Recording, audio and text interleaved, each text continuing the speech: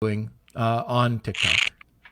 Yeah, so I'm really big on creating series of content. So if you think about your TikTok channel like a TV channel, and think about each series of videos like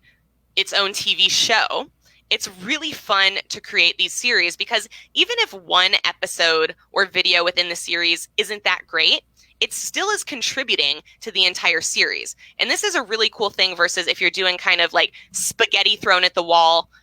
type of strategy where you're just randomly doing stuff is like if it doesn't stick, then it didn't really add a whole lot of value to your overall TikTok channel or page. But if you create a couple series, people are always getting something out of your videos, and it's kind of always deepening that following, always deepening that relationship. And then the other thing I really like about creating series of videos is it allows you to experiment in a more micro sense where most of the video tends to be the same. And you only have a couple variable factors, which then allows you to do incredible comparative analysis between your videos to start understanding where customers, where followers are really connecting with content and where you're going to be able to discover, oh, wow, this is something that I can repeat or keep doing, and people are going to be really excited about and want to follow along and be really eager to see my next video. So an example of that, like with my glass blowing, and I haven't been able to, studios have all been shut down for coronavirus, so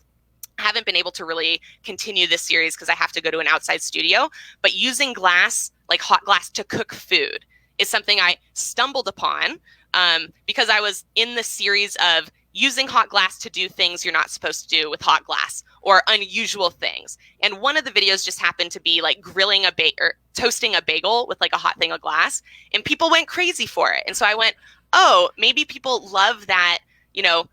that unusualness plus the relatability of like they eat toast. So like it's something that connects with them. And I did another one where it was like an egg McMuffin and they put a hot piece of glass on like an egg McMuffin and people love that one. And almost every single video I've done that has glass blowing and food in it does very well. So creating series not only can I think give you a higher percentage of being